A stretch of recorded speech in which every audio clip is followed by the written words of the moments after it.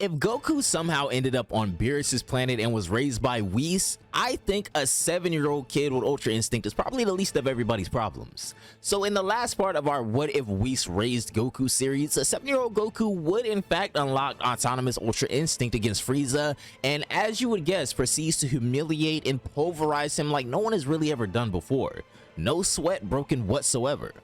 Then, having Frieza destroyed, Goku would tell Whis that his job here is done, and then they travel back to planet Beerus. That's pretty much that. If you want to know more, be sure to watch part 1 of our What If Goku Was Raised by Whis series.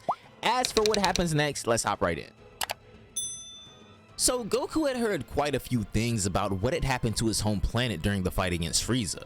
He wasn't really interested during the battle itself, but now that he was no longer preoccupied with anything, Goku's mind forces him to think.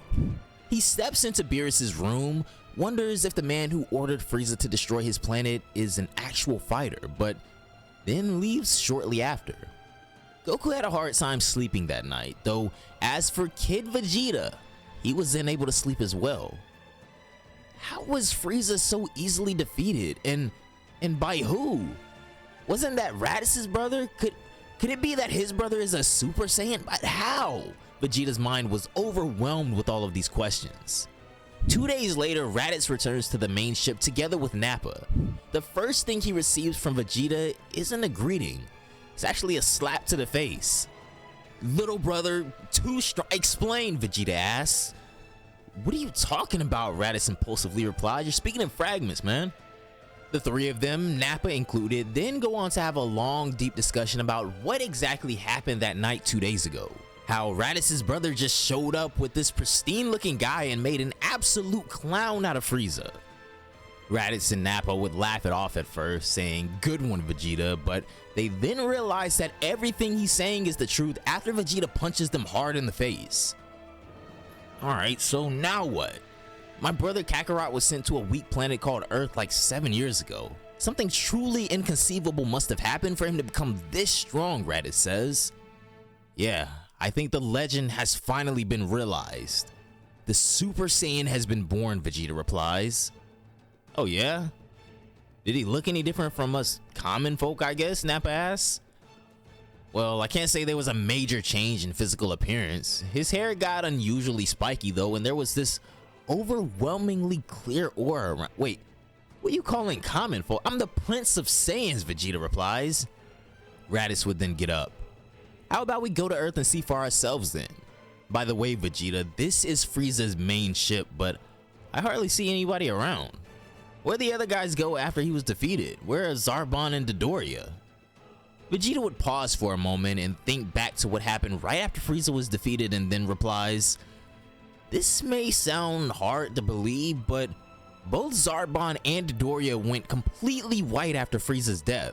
But I've got a feeling it wasn't because of Kakarot, it was because of the man that came with him. He gave them one glance, but it was as though he took their souls. Right after Kakarot and that guy left, Zarbon and Dodoria ran away on their own little space pods, but as for everyone else, well, I killed them. Now the ship is basically ours." Once again, Nappa and Raditz find this very hard to believe. I mean, Zarbon and Dodoria are supposed to be the attendants of the Emperor of the Universe, and they just ran away? Do they not have any honor left? What about the Ginyu Force, Vegeta? Nappa asks. Unless Zarbon and Dodoria tell them about Frieza's death, well, they'll be in the dark too. And if they try to contact this ship, we'll just make something up. Worst case scenario, I guess they track the ship, so how about we just go straight to Earth? Kakarot should be enough to take care of them, Vegeta asserts.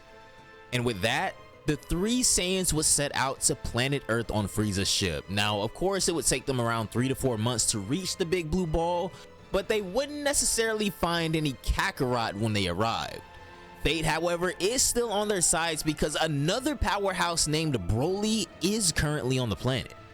For the first 12 years of his life, Broly was raised by an old couple who lived in the wilderness. His tail was chopped off right after they picked him up, and he spent most of his time helping out on their farm. However, now that he's old enough for middle school, he's being sent out into the city to get a proper education. But Broly, who was raised by pacifists, wasn't really so thrilled about the idea of leaving his adopted parents.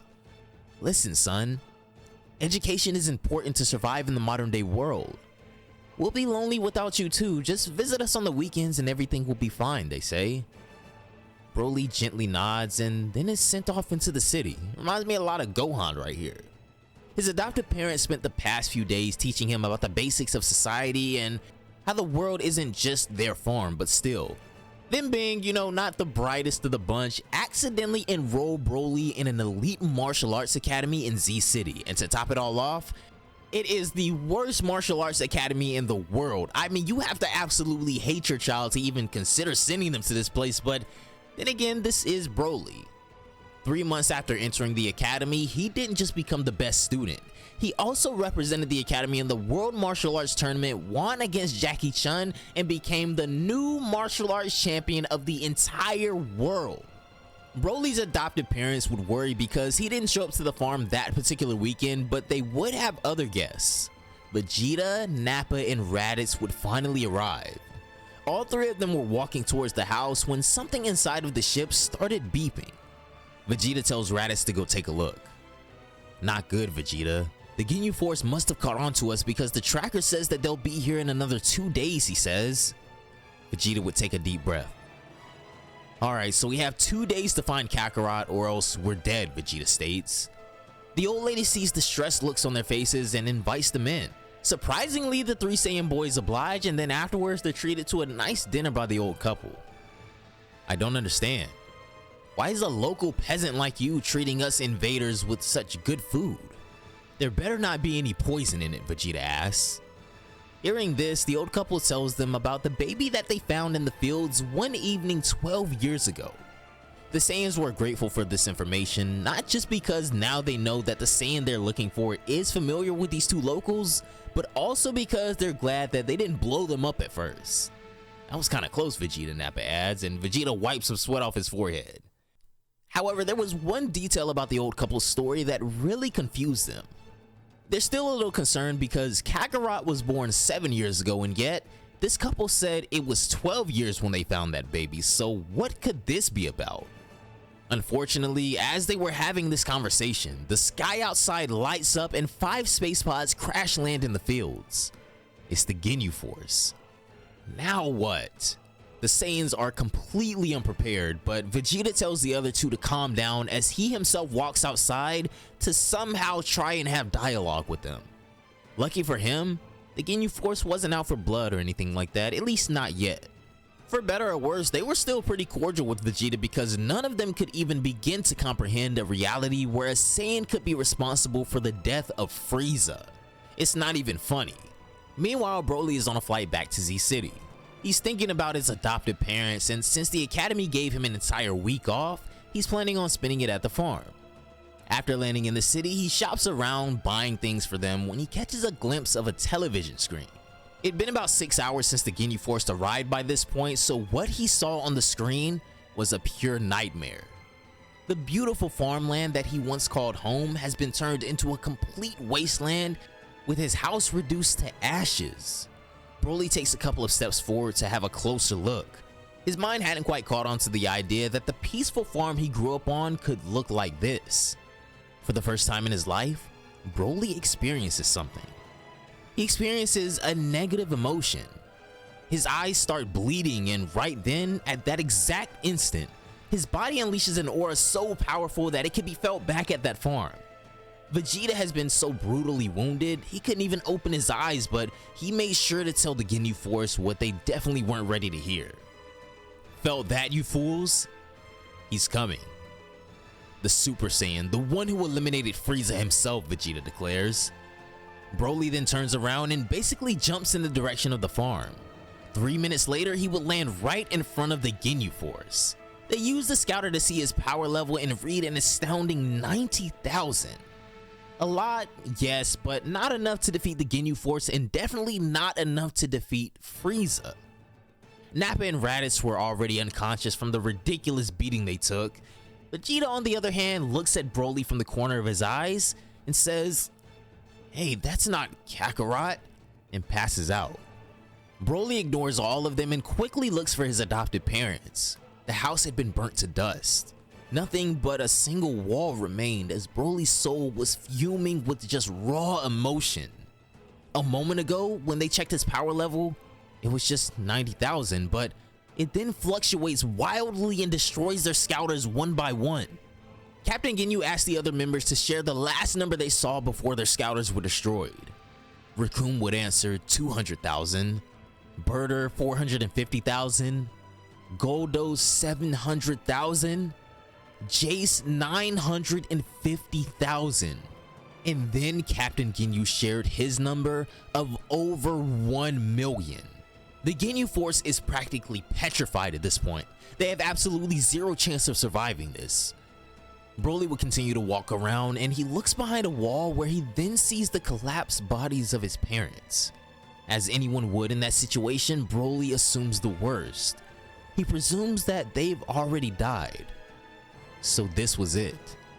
Something inside of Broly begins to awaken and it unleashes a surplus of power so extraordinary that Vegeta, Nappa, and Raditz are knocked back into their consciousness. Broly was raging with power. A lightning bolt would strike and just like that, a true Super Saiyan was born. Broly doesn't say a word and silently approaches them. Goldo tries freezing time, but it was impossible to stop Broly. This left them with one option: fusion. All 5 of these goofies would fuse together to become one being, but it was still only a fraction of Broly's current power level.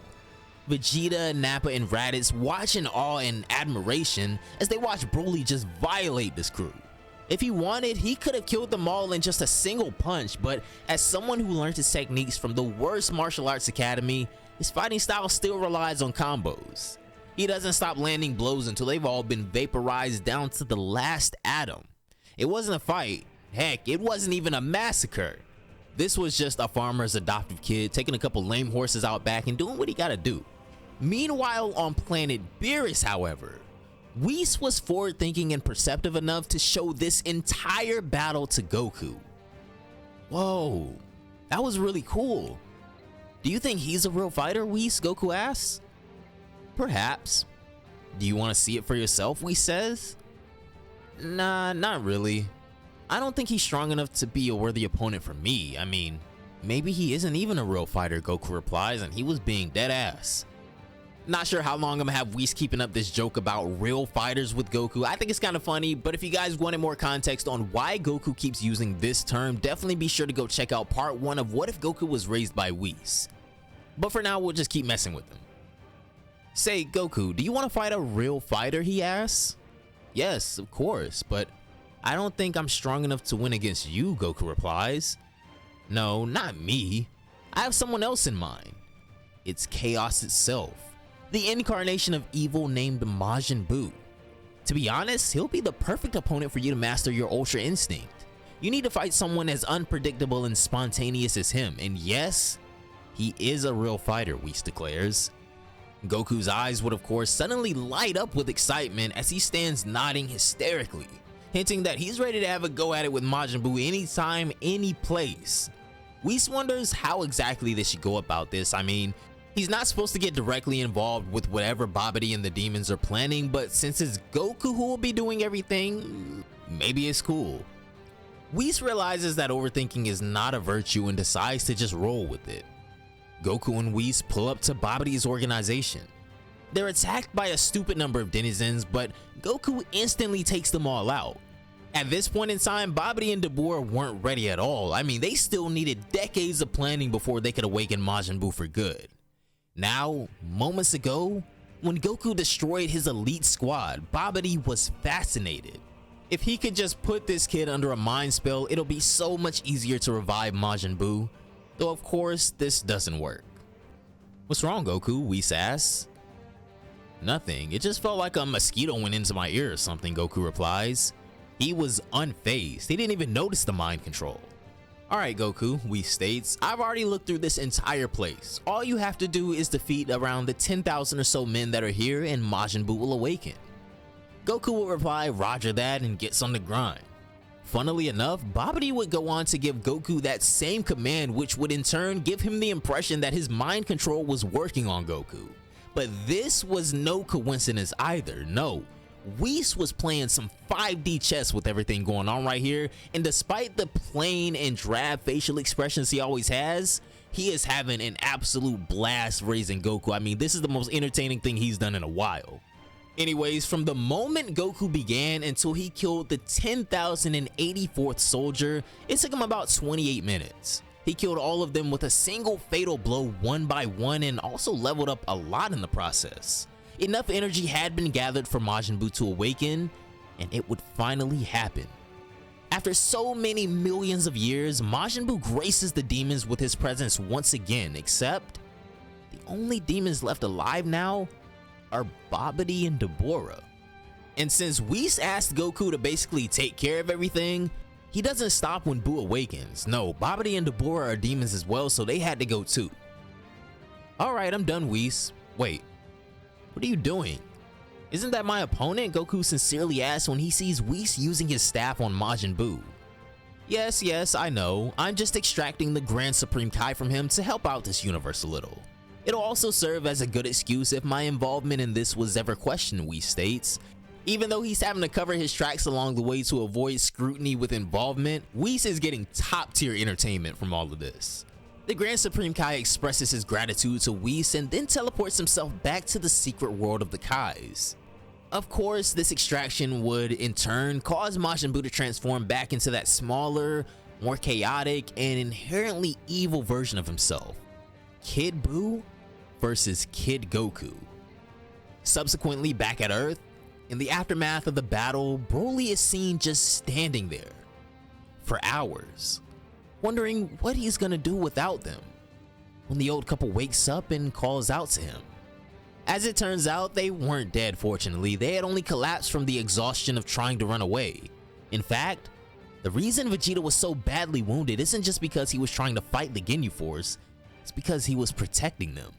Meanwhile, a legendary showdown between Kid Goku, who possesses Ultra Instinct, and Kid Buu, which will permanently disrupt the face of this universe, all being monitored by Whis, of course, has now begun.